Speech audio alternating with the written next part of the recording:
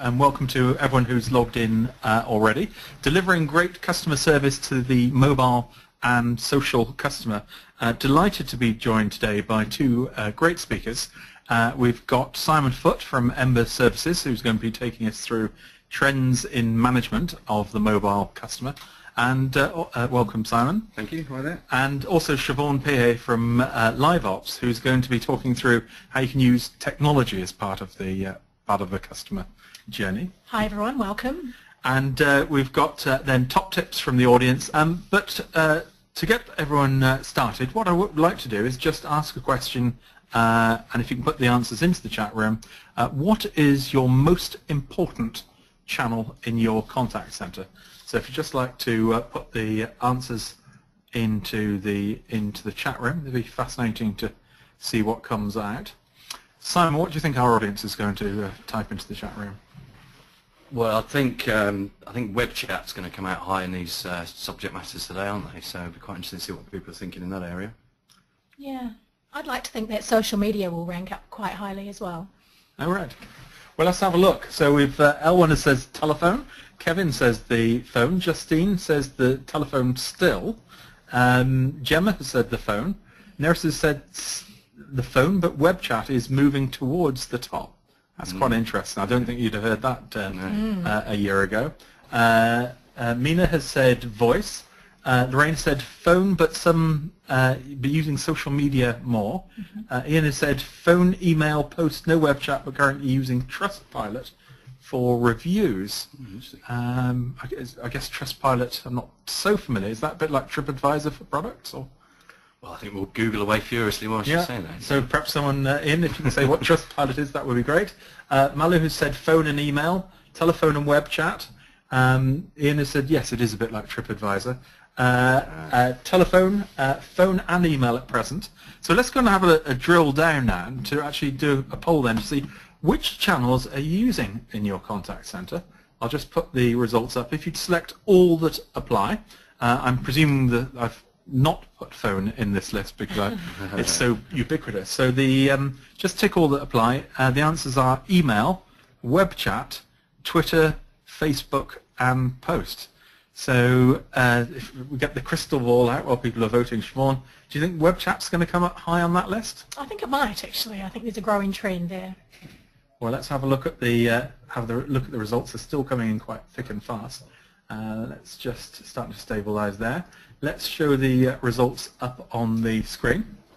And what we should see there is that we have got email used by 100% of all our attendees, followed, the next channel, perhaps surprise you, post, 65%, 56% using web chats. That's much higher than I expected.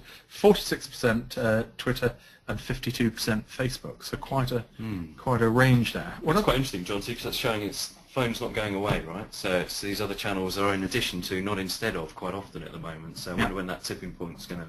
And what I'd like to now do is just drill down a bit more and saying, okay, which channels are you planning to use? Yes. Perhaps if you say go forward 12 months and just tick all the channels you think you'll be using in your contact center. So just like to have a look at the how those results will be different, and those results coming through quite thick and fast. And let's have a look at where they're coming through. So any predictions, which one do you think will be the biggest change on there? I would predict Twitter in the next 12 months. Well, let's have a look at the Twitter, very topical in the news. So let's have a look at the results. So 81% emails, that's down. Web chat's up from 53% to 83%, so quite a big growth there. Twitter and Facebook, surprisingly enough, are only just slightly higher than they were, 65% respectively. And post looks like it's dropped quite considerably on there. So some quite interesting results there. Social media not taking up as much as we probably would have expected on there. Yeah, interesting, isn't it? I think we're still in that sort of fear factor, aren't we? Which I'll sort of touch on in a minute. But knowing what to use it for and how we use it and how it fits into the operation, I think is a real challenge that people are really sort of considering at the moment. Yeah. So. I think as well a lot of marketing departments are still trying to own social media. They don't want to quite let go of it at this point in time, and I think that's why a lot of it isn't currently sitting with customer service. Yeah, I think that's probably going to be quite common. There's a big debate about ownership, and even just taking back the customer service piece can be quite challenging. So I'm delighted to introduce to you Simon Foote from Ember Services. Simon is going to be taking us through a presentation on trends in management of the mobile customer. We'd like to get your slides up on the screen there, Simon, and we'll just pull that up. Brilliant. Would you like to take us through your thoughts, Simon? Yeah, good afternoon. Hi there. So I'm Simon Foote. I'm a consulting director with Ember Services. I've worked in the industry now for nearly 20 years, which for those of you in the room is probably no surprise, but for the rest of you, I look very young, obviously. So Ember Services, we're a customer management consultancy, and we focus very much on the financial focus of the business case, essentially, of what you should be doing across your customer management strategies going forward. We build that on solid insight and experience, providing clear direction based on robust analysis of your commercial and operating models, to then help drive a hard commercial perspective on where you should be investing. Some of our clients are listed here. Some of you are on the call today. Welcome. I know Camelot are on the call today as well, Jonty, so your reference to the National Lottery earlier was probably didn't fall on his deaf ears as you were hoping. So just skipping back to my agenda, what I'm going to cover today is just talk a little bit about Ember. Want to cover the impact of social media and share with you some research we did recently, and just to kind of, rather than just take the traditional consultancy route of scare the wits out of you, we've actually got some hows in here as well about how we recommend and how other organisations are actually delivering a digital organisation. So hopefully you'll find it useful in the next 15 minutes or so. But in true consultancy fashion, let me just show you this slide here. This one sort of scared me, certainly, looking at how many different apps are out there in terms of various different social media component parts. I seem to remember when I go back sort of 10 years, my biggest challenge was how many phone numbers have I got, and for the record it was 189 at that moment in time, and we obviously set those all up to try and gather response rates. So quite a massive industry. So this lot is it's proper scary, right, unless we know what we're doing with it. Another slide which I thought was quite interesting as well, which is we know it's big, we know there's a lot of it out there, but who's using it and what are we using it for, and what's the scale of how it's being used. So circled a few key items there which are relevant to today, but 98,000 tweets in 60 seconds, claim Go Globe, 695,000 Facebook status updates in the space of 60 seconds globally, and 13,000 iPhone apps being downloaded. So by my reckoning, that's about 350 million tweets in the next hour. Whilst you're listening to us, hopefully at least 175 million of those will be positive about this webinar, of course. So quite interesting. So with all this going on, with all the world of social media, what are we actually seeing in terms of our customers' behaviour? And they're clearly changing. And we like to talk about how customers are changing from sheep to wolves, if you like. So if you think about traditionally the way we've managed our customers, they've been held in queues, right? We've imposed processes upon them. You will deal with us in the way we want you to deal with us. We don't really tell you what's going on. We don't really tell you why we need to ask you the information that we're asking you for. So you're hidden from that reality of what's going on behind the scenes. Quite often we ignore you. Quite often we don't pick up your correspondence or your contact with us for days on end, and we don't tell you that we've even received it. And we got pretty used to picking up the phone and being sold to at every opportunity, whether that be through a service or other channel, or it's almost irrespective of what the nature of the organisation was. So customers are now hunting in packs, right? They're forming communities of interest. They're in forums. They're engaging with each other. They have greater than ever access to information about you, about your products, about your experience, about your customers' views on them. They're in control, right? They buy from you at a time they want to buy through a channel that they want to use, or they use your services, at the time they want to use those services. And they demand transparency. I want to know why you want this information from me. I want to know why you need me to give you this, because it's clearly an easy transaction. And they want clear decisions. They don't want complexity. They say, I want to purchase at a time that's right for me, or use your services at the time that's right for me. Just help me do that, right? So we've had to change as organisations.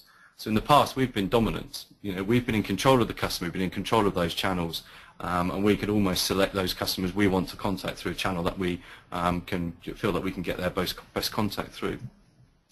So we've become very paranoid, we're running around scared and nervous about, what's being said about us out there in the big bad world of social media, and how on earth do we listen to it, and what sites do we listen to first, and how many people do we need to have throw at this to start listening, and it's all very sort of fearful, and we're all very sort of concerned, but it's reactive, right? We feel like we are reacting to something that's happening out there, and we're scared that we don't know what's going on.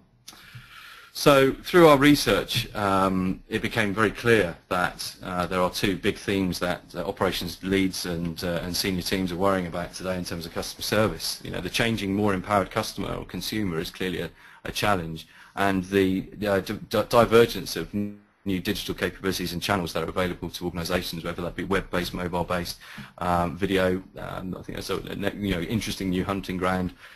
Quick anecdote on video, I think, I was speaking to a team leader not so long ago, and their main concern with video was, does that mean our staff are going to have to start wearing uniforms again? And I think that's quite an interesting, if that is the sort of debate we're having, unfortunately it probably is. That's why we're perhaps engaging less through that stream of contact. Just an interesting bit of statistics here. When you look at the proliferation of devices and different channels that people are using, we all get actually that smartphones are out there and everybody's using it, but actually it's the frequency of usage which is quite alarming. So if you look at the slide here, 58% of those with a smartphone are always checking it. I'd imagine there's a few of you out there doing the same right now, but let's try and get you back onto this webinar. So thinking about that and thinking about your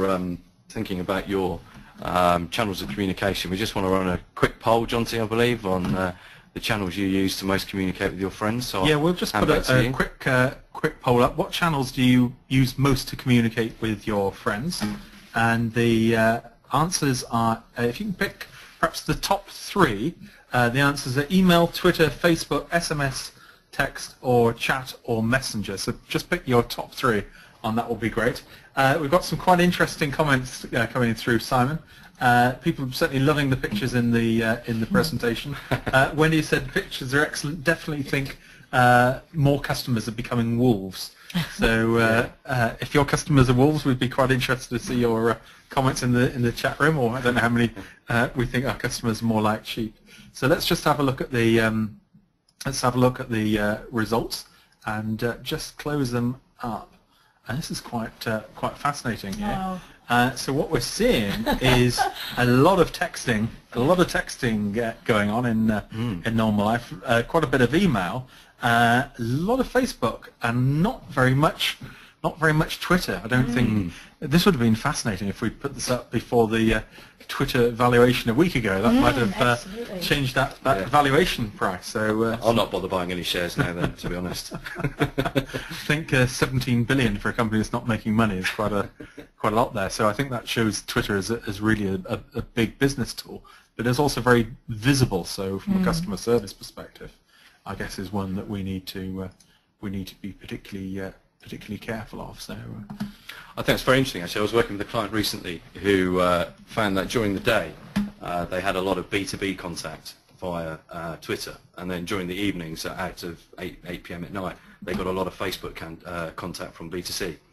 So a lot more customers, residential customers, contacted them through Twitter during evenings. Through Facebook during the evenings than Twitter during the day. So another challenge to be thinking about your audience across those channels, not just its usage, right? So yes, interesting. So just following that on, actually, as if it was planned, we did a similar study a while ago. In fact, this is something that's come through from Universal McCann, but looking at the channels that most people use across 37,000 people of those are. Social network comes out sort of high on the agenda, and in social network I'm presuming things like LinkedIn are going to be included in there, and I think it's the quality of that contact. I think if I was to think about how many people have endorsed me for engineering recently, I have no skills in either of those, but clearly I'm a world-leading expert on it according to my LinkedIn profile. So whilst I very much rely on that tool obviously in my business life, actually communicating and staying in touch with people through it is a different matter. What's really interesting here is that people are still staying in contact with friends and family through posts, right? And your survey earlier talked about posts still being out there. So I think this all kind of talks to the fact that these traditional channels are not going away. They're just expanding and getting more of other stuff, right? And for the benefit of some of our US audience who say posting a message, now that's actually really? what you call mail, I guess. The old-fashioned snail mail. Yes, exactly. So it's all about context, right? It's all about what I do in my personal life is fast becoming what I expect to be able to do in my business life, or when I'm engaging with you as organisations, right? So when we undertook a study where we actually asked people a little more about what channels they're predicting to use going forward, and we kind of touched on that again today. It's interesting to look at this. This was done in 2012. So at that point in time, senior execs within the customer management industry were very much thinking that they'll be continuing to use phone and email and the traditional methods, but they were starting to embrace mobile apps and Facebook and Skype and other channels. And what's interesting here is Twitter doesn't feature, actually, and this was done at the back end of 2011 into the start of 2012. And I think if we were to reflect on that now and we were to rerun that today, we'd see Twitter obviously coming a lot further to the fore in terms of business and some usage. Interesting comments on that. Joe said, I've never used Twitter and I don't know many people who have. Alfie has said, me neither, and Nilesh has said, me too. Megan's quite interested. I was slow to catch on, but find it a great way to follow companies and keep up to date with latest industry news. I tend to stick to text and Facebook for talking to friends, but Twitter definitely has its uses. Yeah, interesting, isn't it? We were talking about that before, actually, about how you use Twitter just to kind of almost keep a track on football teams or what people are saying. So, you know, but I don't think it's going to go away, right? I think it's certainly going to be something which is going to continue to grow. And I got to, Aoife is pronunciation of his name, so apologies, Aoife, on the pronunciation. Okay. So, to summarise this slide, really, people have that expectation from their personal lives that they're going to want to be able to use all of these channels, and we just have to kind of start reflecting that within our organisations. The challenge is often when and what and how. Just a few thoughts to think about here in terms of some statistics and the impacts of social media. 32% of people, according to this report by Evolve24, have expressed a negative opinion about a company on a social media site. 49% have complained, but haven't actually expected a response. If a company does respond to a negative customer comment on a social media site, 33% would quite happily post a positive review, while 34% would then go ahead and delete that original negative comment. And this final stat is one which I think is really, really kind of epitomises Twitter usage certainly for me at the moment. And often it's the process of tweeting which actually is the end result. So I just want to post something and distribute that piece of news. I'm not actually that interested as to whether or not the company does actually respond or does actually hear my complaint. It's purely about me broadcasting an opinion about a company. So it's the simple act of tweeting that becomes the end result, not necessarily always the response to it, which is really interesting actually if you think about your own personal usage of spreading news or whatever it might be. Okay. So this was a study done by BT and released within the past couple of weeks. And the reason for showing this is I think there's still a pure operational consideration to be had here, which is it's all well and good having all these additional channels, but what are the sort of KPIs or service levels or customer expectations which people have in terms of response rates? And I've sort of highlighted a few here, which I think is really interesting. 55% of people who call a contact centre would expect the advisor to know what internet page they're on. Okay, so how do these different channels integrate both operationally and in terms of the technology is a critical thing to be able to deliver here. So bearing in mind that integration, because your customers are expecting it of you, right? Text being replied to within 1 hour. That's 48% of people expect a text to be replied to within 1 hour. That's quite some serious resourcing that you'd have to think about there, depending on your size and scale, to be able to achieve that. But that's the expectation. And that's quite a disconnect from actually what's happening in reality. Absolutely right. Absolutely right. So 34% of people are expecting to receive a response within 15 minutes from a social media, Facebook or Twitter site. When I actually presented something similar to this 8 months ago, and actually it was in hours. Right, there was something like 35% of people were expecting a response within 7 hours. Right, within the space of that 8 months, it's gone to 15 minutes, which is interesting. So, and emails being replied to within 3 hours. I mean, I think we've always had concerns about emails and how quickly is it a day, is it 5 days, is it a letter, is it an email? All that stuff goes on. So current expectations are within 3 hours. So hopefully that kind of gives you a feel for the sort of thing that BT were unearthing in terms of the sort of response rates which you should be getting. Just a quick slide here, just talking about Twitter and contact centre opening hours. So Just did some basic Googling, to be honest, and looked at these sites, some of which are our customers actually, just to kind of get a feel for opening hours. So obviously the right-hand column talks about the opening hours from a contact centre or call centre, so traditional voice perspective, and then the Twitter hours is your availability to respond or to tweets. Quite interesting when you look at this and see actually O2 opening hours are between 8 in the morning and 10 p.m. at night, which is the only one amongst this group who actually open their Twitter feeds or services open up beyond the call centre opening hours. And BT, just BT do extend later, but obviously opens later than their traditional call centre. This would be a good question to ask our audience today. Is that, do your Twitter hours, if you're using it, vary from your, or even your Facebook hours, vary from your if you like, the call centre side? And just like to share with us what you're doing there, and whether you're planning to extend that would be interesting to see. And to further add to that as well, there's an element of so what.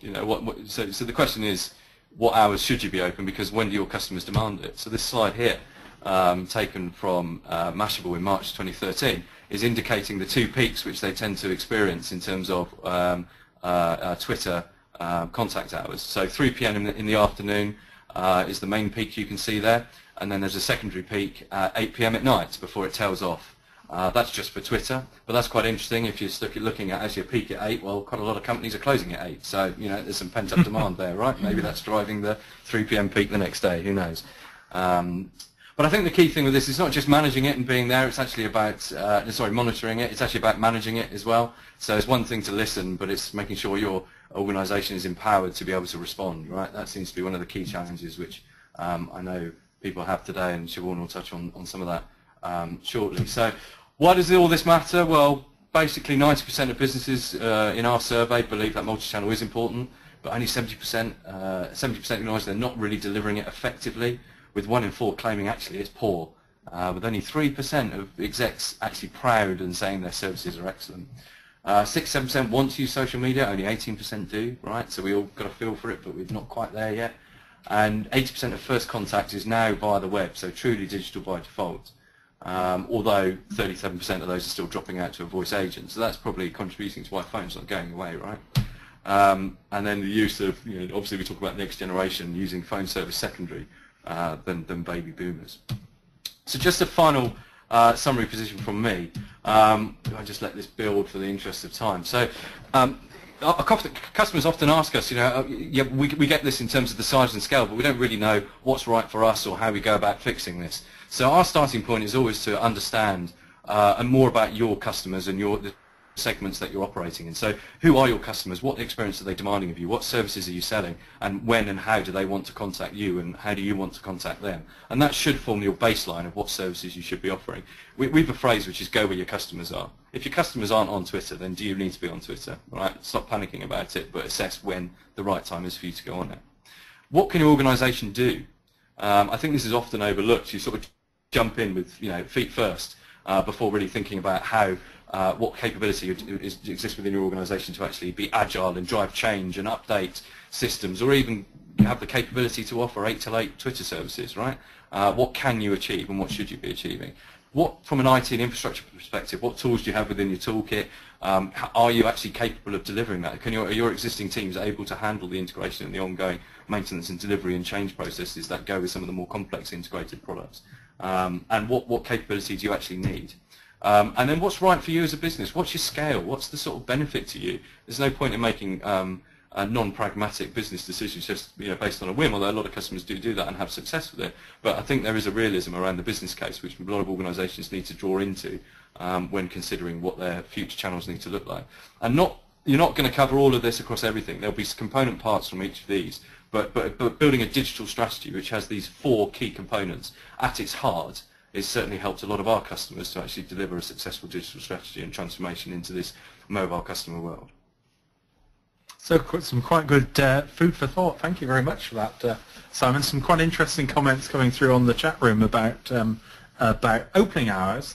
So we're getting a number of people saying that the social media is sort of matching the opening hours of the contact centre, so pretty well existent. Quite interesting. Milo said our web chat is open 9 till 9 Monday to Friday, while the phone is only 10 till 4. And on weekends only, it's web chat. Okay, great. So I guess the one thing that jumps out to me on some of this stuff is home working might be a way of doing those sort of post 8 p.m. peaks. I know you do quite a lot, Siobhan, on the home working We do, yeah. side. That could be quite useful, I guess. Absolutely, and I think there's so much great technology out there today that can allow you to have visibility and to monitor home working agents as if they were in the contact centre, with a supervisor. Right, well, we're going to go to look at the technology, but before we do that, we just want to ask some technology questions of you all, which is, are your channels integrated? So we've got a number of scenarios from the technology perspective. If you'd like to select all of those where they apply to you, whether you have common queuing, whether you have a single view of the customer, whether you have multi-skill, so all agents can handle all channels, whether you have common reporting, or whether you have forecasting and scheduling across all channels. So it'd be quite interesting to see the results on here. I'm not expecting very high levels to come through, so let's have a look at the votes that are coming through. Not a huge number of the audience fitting into this. So I'll just close this and share the results up on the screen here. So what we are seeing is that the most common one there is common queuing. We've only got 41% of our audience voted. And of those 41%, half are using common queuing, followed by multi-skilling, all agents handling all transactions. 35% of the people who've responded. Single view of the customer, and it looks like the lower ones coming down are common reporting and forecasting. So even of the small number of people who've answered this one, it's still quite a small segment within that. So I guess reporting is quite interesting, which I guess we're going to be looking at in a very short period of time. Yeah. So any surprises on there, Siobhan? Not really, to be honest. I mean, it fairly reflects what I see out in the marketplace, and I think that's quite exciting for LiveOps as a vendor to help companies, meet these challenges and transition to having a single view of the customer and integrated reporting, which really gives you a true view of what's happening out there with your customers. So if we just get your slides up on the screen, we can go through.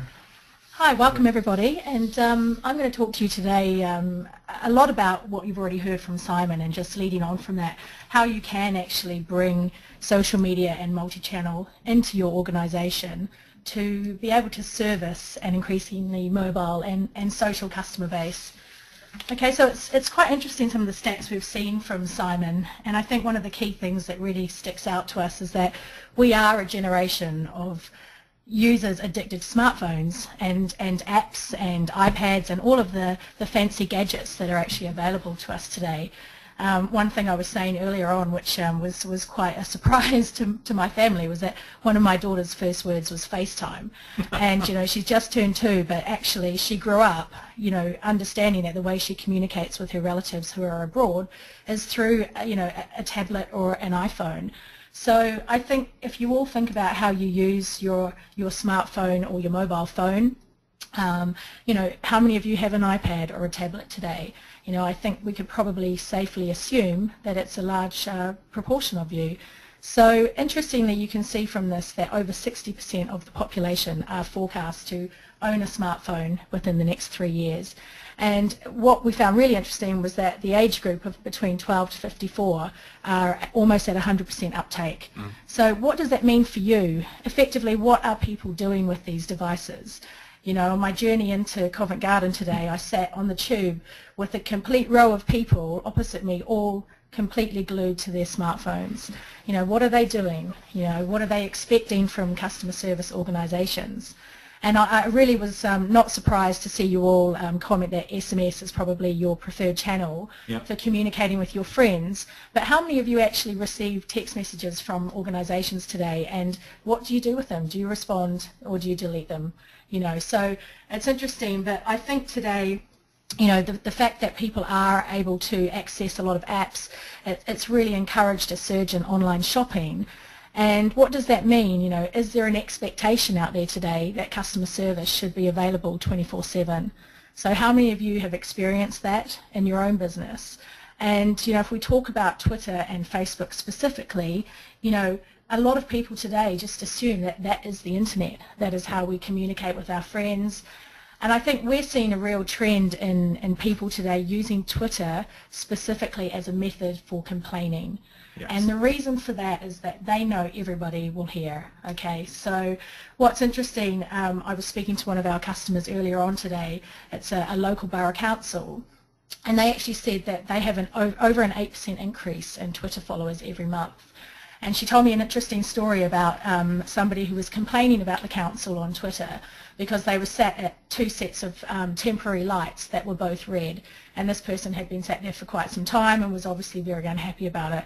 Now he was tweeting away about how useless the council were, and thankfully the fact that Twitter is integrated into their contact centre, you know, they were able to pick up this message and contact a local contractor and actually respond via Twitter to this person to let them know that a contractor was actually on the way to fix the problem. Wow. So that's just an example of a local borough council in Wokingham. Yeah. So yeah, so that's an interesting story.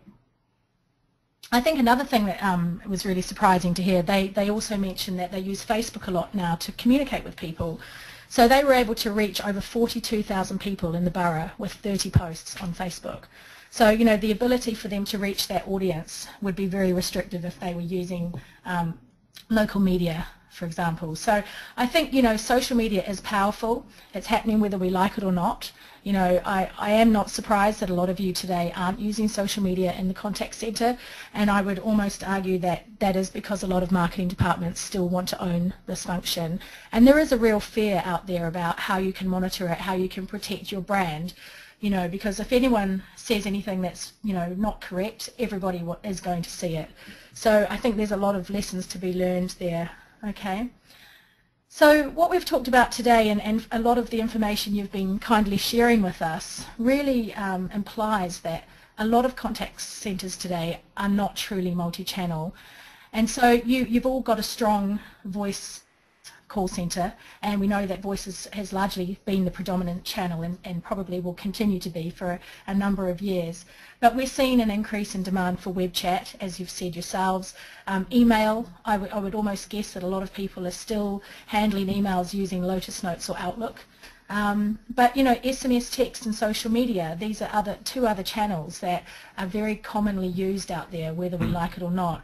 And unfortunately, one of the challenges today for a customer service organisation is actually how do we bring these together and how do we operate in a truly integrated environment. So rather than having multiple teams running in silos where you've got disjointed reporting, you know, agents aren't able to really respond effectively to an inbound inquiry because they don't have access to effective databases that have all of this information. So we see a lot of examples where people might use 3 channels to ask for the same piece of information, and it's almost as if we are all today OCD customers. If we don't get a response in the first few minutes, we'll try another channel, and we'll try every channel we can until we've completely bombarded an organisation to find the information that we need. So I think, you know, today the real challenge and the real key to effective customer service is bringing us together and giving agents the tools that they need to be able to answer inquiries effectively and to give the impression to the customer that they understand the customer need and they know who the customers are when they contact them. Okay, so how can we help you address these challenges? One of the key things that we can learn from is the integrated agent desktop. So I'd like to introduce Engage. And I'd like you all to look at this and study it and think about how this compares to the interfaces that your agents sit behind every day at work.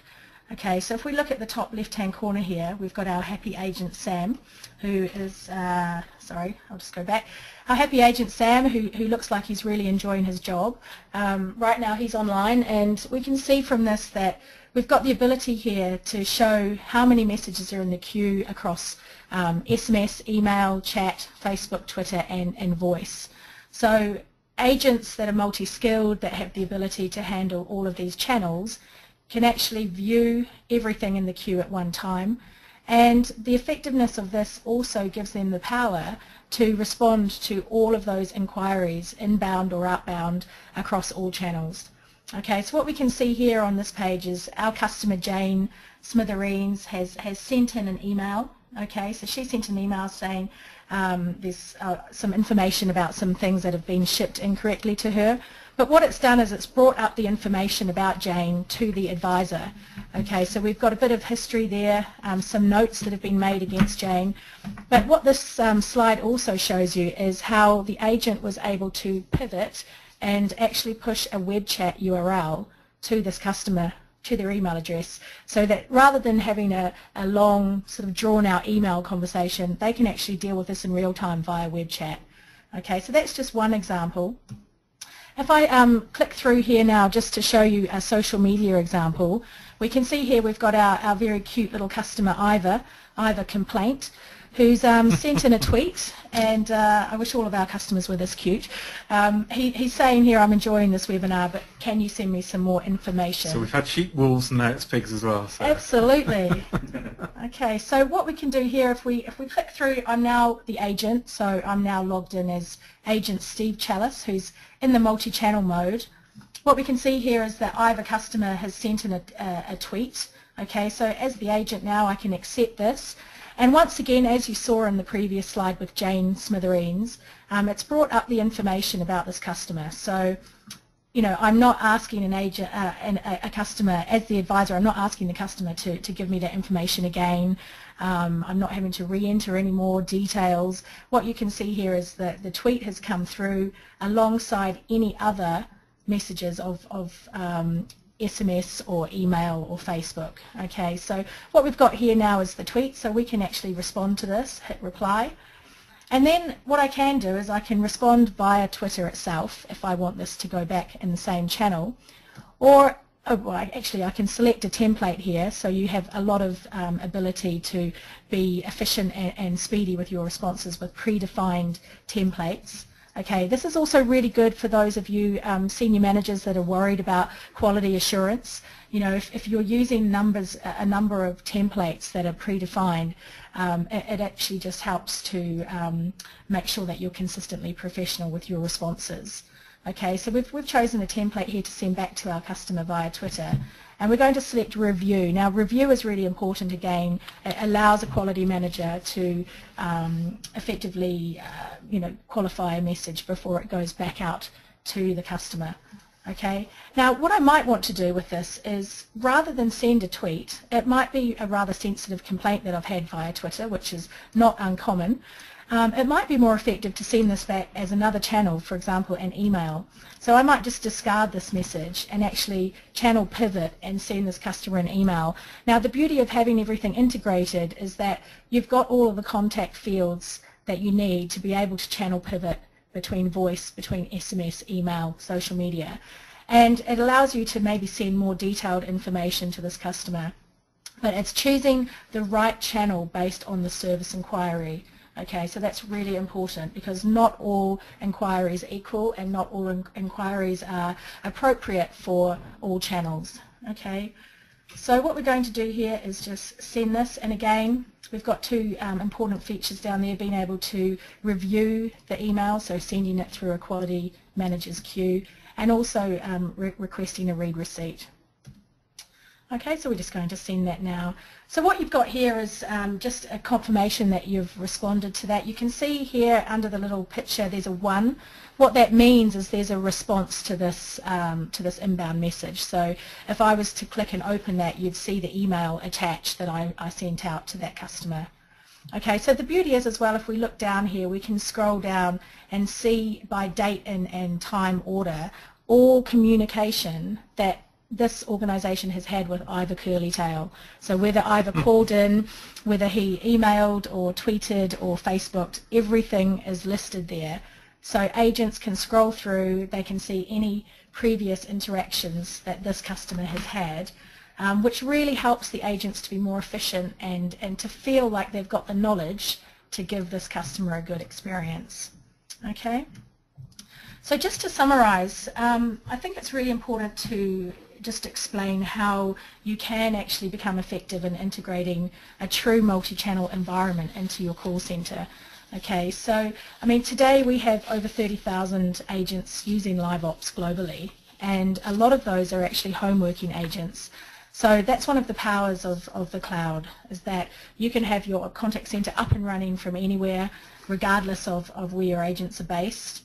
And from a manager's perspective, you have the same visibility and the power to monitor and supervise them as if they were sat next to you in the contact centre.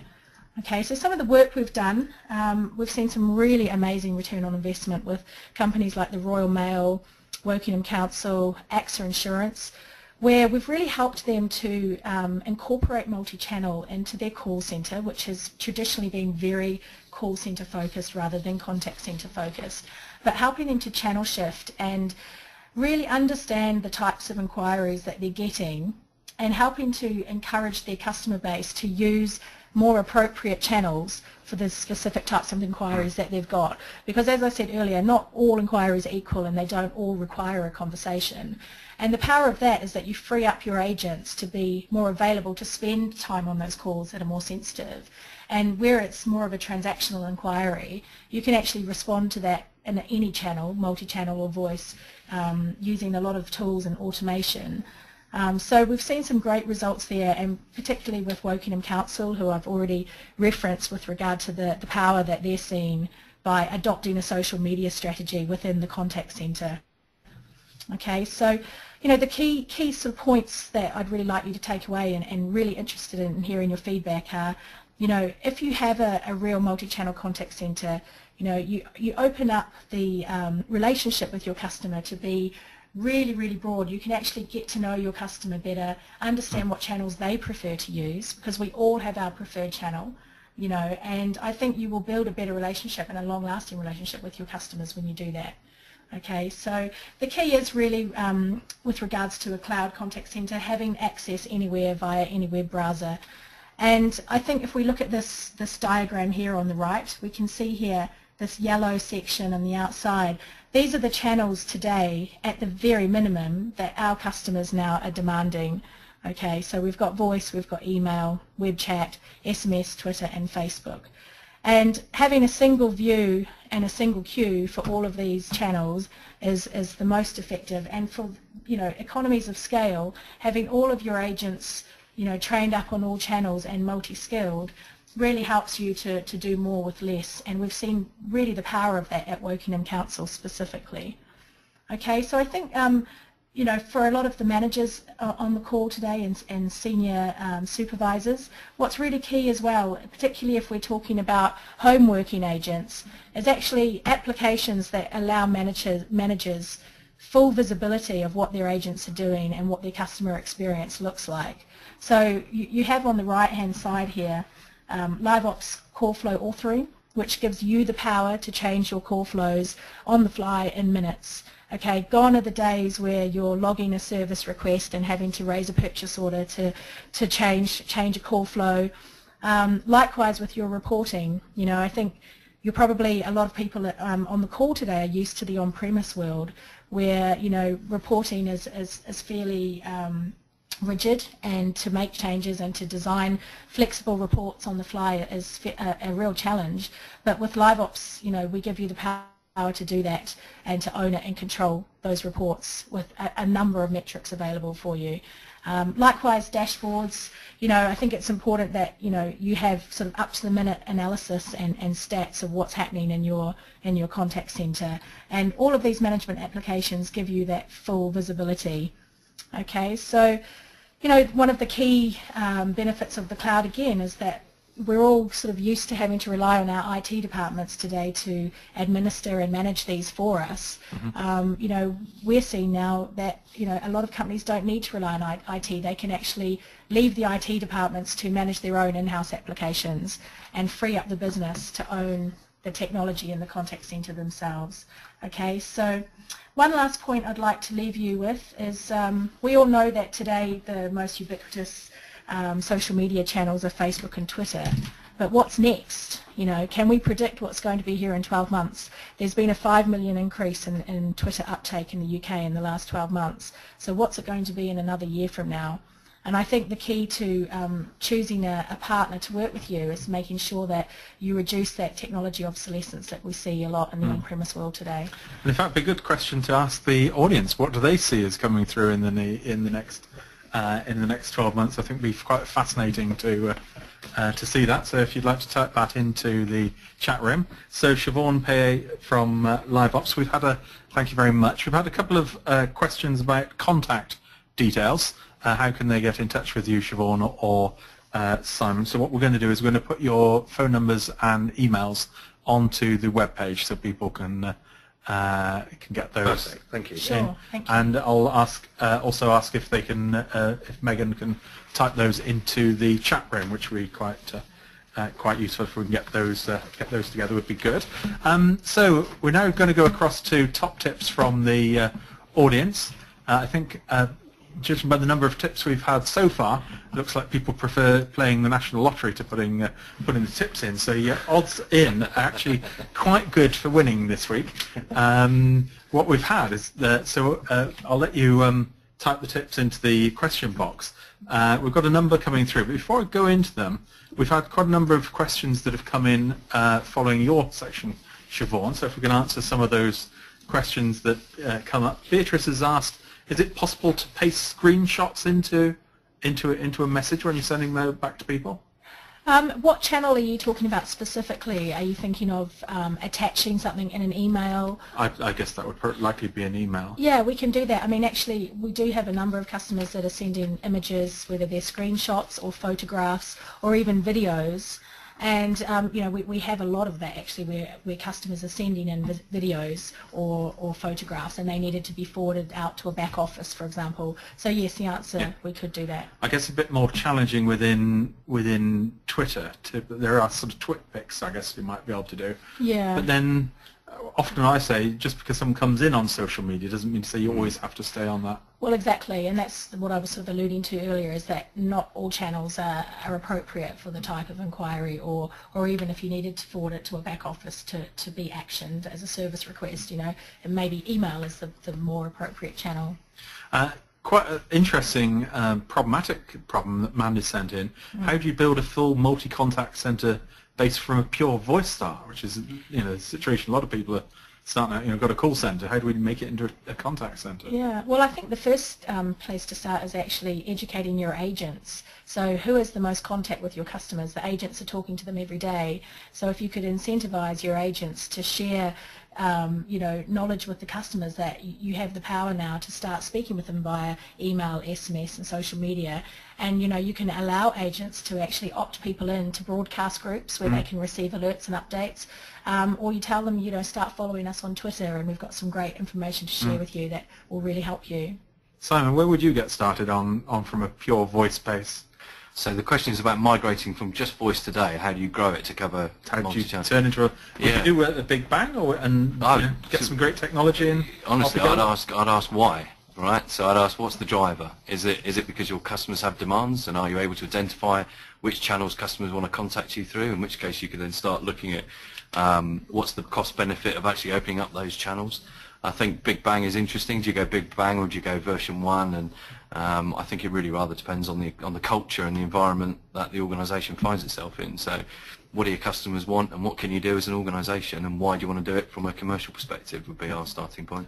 Very interesting. And we've had a question from Sarah, who said, do you offer some form of secure messaging? I guess this is messaging behind the firewall that someone's logged in. The banks do quite a lot of this stuff, I guess. We do have that for a lot of the councils that we work with today. Okay, that's very good. So we'll jump back to some of the top tips. We'll come back to the questions in a short while. So let's have a look at some of the tips that have come in. Carla said Twitter is getting really popular for customers when service goes wrong. I certainly I like to tweet when I'm not getting my full problem resolved. Personally, it makes me feel a lot better once I've tweeted it off the system, but it does actually get the answer to the problem a lot quicker. Ben said, from improving customer experience, I find staggering training a great benefit to to staff. Simon, do you have any thoughts on? So is that about delivering staggering training, or is that staggering the training and phasing it in over a period of time? I think probably the latter, but it may be both. So how would we offer staggering training? No. I think the challenge you've got there is what we see is often the customer's experience and knowledge of your products is greater than the company's, right? And we've worked with a number of telcos, for example, who may well be releasing or being able to sell a new Apple device, right? So customers get very quickly learn about the device and what it can do, and they're sort of talking amongst themselves in terms of the features and functionality. So the challenge there is, how do you make sure that your agents are or your frontline staff are actually keeping in check with that, that expertise, which is kind of growing without them, right? So being able to develop and deliver very agile and very timely L&D strategies has got to be critical there. And whether you stagger it and do it all in one go is rather dependent, again, on the organisation and your capability. So we've got a tip sent in by an anonymous caller here, L1, who said, always respond to social media comments. It's crucial to your business. It gives you the opportunity to help the customer, gently correct the customer publicly if they're wrong in their comment. I guess that's quite an important skill, yeah. And amaze the customer that you respond, since 50% don't expect you to respond. It's the opportunity to turn the wolves into lambs, and many times they become your biggest proponents. I actually really agree with that tip, and we've seen evidence of that with the Royal Mail, who deployed our social media channel in 2010 off the back of a lot of industrial action. And the power to turn the brand around through just listening and responding, and actually finding that their worst complainers then become their biggest advocates, because they respect them for actually being real human beings at the end of the other, the channel. So there's quite an interesting anecdote actually about a major British telco, and Lily Allen had a problem with her broadband, and she tweeted about 9 o'clock at night to say, anybody know the chief exec of X company's details, because I've got no broadband again. And that company actually listened and found that tweet at 10 o'clock that evening, but the people who were listening weren't empowered to respond. The people who responded came in at 9 o'clock in the morning. So the guys in the evening pushed it through email to the guys ready for the morning to say, when you get in, don't forget to respond to Lily Allen. She's got 3 million followers, right? So by not responding between 10 and 9 o'clock in the morning, that went pretty global pretty quick, right? Yeah. So the story there is, sure, listen, but make sure you've got the empowerment to respond as well, right? Yeah, indeed. Nilesh has said, tip, listen to the customer and collate this information before making changes. With the use of tools such as post-contact surveys, you'll be surprised how many customers want to leave feedback, both positive and negative.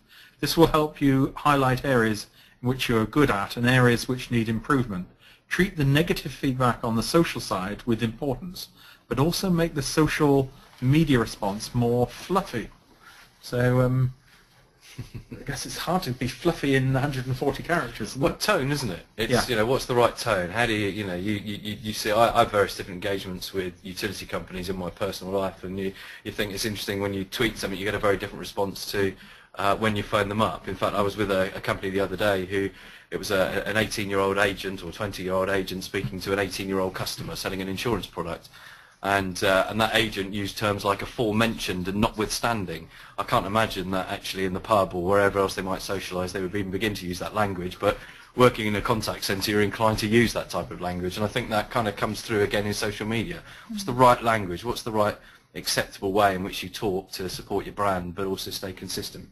Yeah, we had a little screenshot, I don't know if any of you noticed on one of the first slides I put up, where somebody had tweeted to O2, and the response that they'd sent back was, well, we still love you.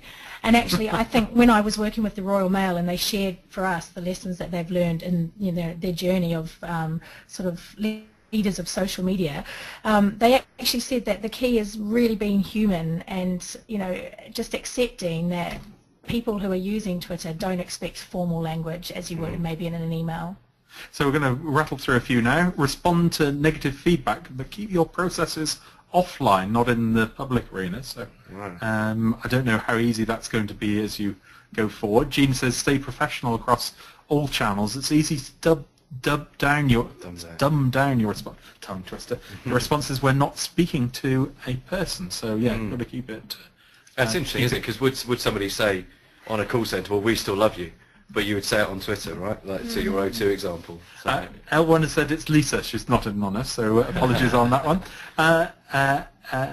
We've had a comment. Now I'm going to try and remember the pronunciation now. Saying we use the Net Promoter Score to gauge how our clients are feeling. This scoring is great to drill down to departments, teams, and individuals to ensure all customers are receiving the best experiences. It raises any issues about training and processes, says Aoife on the response there. So, Aoife, it's an Irish name. I'm sure you've done a webinar on net effort score as well, Jonty, and customer effort, because that's a related area, isn't it? Well, the article in this week's edition of Call Centre Helper is about NetEasy score, the latest customer effort variant that BT are teed that up for you, Jonty. proposing. Jill has said, great customer service should be easy and efficient for the customer to engage. We should always put ourselves into the customer's shoes and respond accordingly. A quick, accurate response is important to building lasting relationships. So I think we'd all agree with that. I think Absolutely. it's often being able to listen for that feedback, isn't it? Being able to actually capture where you're not being easy and where you're being inefficient, and whether that be through call listening or whether that be through speech analytics or whatever it is you choose to use. But I think the challenge is often having the data and the insight to be able to get to those root causes, and we still have those challenges today, right? Yeah, I think one of the challenges for agents and advisors is they have to access so many different screens and applications to answer an inquiry. You know, it makes them very inefficient and therefore harder for them to give a good customer experience. Jean has said a quality monitor across all channels. I certainly think that's a very important. We'll take one more question from the audience. Emma has said, would you recommend multi-channel contact centres use Hootsuite or similar to manage, I guess it's Hootsuite is very similar to TweetDeck, to manage social media contact? Well, actually, interesting that you put this up, Emma, because one of our customers was using Hootsuite and another one was using TweetDeck. And the reason that they migrated over to LiveOps was really because of the reporting that they were able to get from the LiveOps solution that they weren't able to get from these other applications. But also they were siloed, so you had a separate team using just those applications on their own. And it really just creates more problems in the long term. So we wouldn't advise that ourselves. You also get cherry picking of application. Now, it's great that it's free, but you know you get what you pay for, in, as with most things in life. Right, I'm going to put up one last tip from the audience, and that is, Kerry, don't only use social media to push products. Also use it to provide helpful information, a means to use your product to attract customers to read your messages. If you're a cement supplier, give articles about creating a concrete bench or how-to guides to use the product. So I guess it's, you know, that whole... I think there's something there about, I think that's a good idea, right? But I think you have to think, why would I follow you? Yeah. So what's in it for me as an individual? You know, if I'm interested in concrete benches, then I'll follow you. But if I'm not, you know, how often am I going to follow a water company or something like that? Right? I think bear that in mind. A lot of it, though, is how-to guides and certainly how-to videos, particularly from a service perspective. How do you read a water meter? Because you've got those last two funny little digits. Yeah. Do you count those? You know. Yeah. Not always instinctively obvious, whereas short little video can often help. Yeah, I think you're right. I think call volumes. Go where your customers are is certainly a thing which keeps coming back here. If your customers aren't on Twitter, then you don't need to be pushing things out through Twitter necessarily. But let's establish where they are in the first place and then build your service around it. Okay, well, I'm afraid we're starting to run out of time.